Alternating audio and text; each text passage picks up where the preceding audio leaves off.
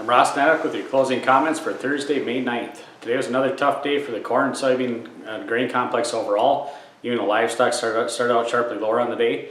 So we finished corn down 11 cents in the July contract, soybeans down 14.5. We had Chicago wheat down 9.5, Minneapolis wheat down 3.25, and Kansas City wheat down 5.75. So we started off today with some poor export sales in the grain complex, and that spilled over into more negative feeling regarding trade talks with China and the U.S. here today as well. So a lot of news is going to come out here between this afternoon, tonight, and working through tomorrow as the delegates from China pull in around 5 o'clock and they start their meeting.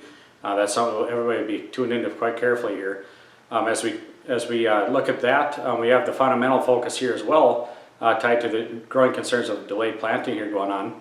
So all this moisture that we saw recently is going to slow things down, and the potential for moisture moving ahead is going to be watched very closely as well.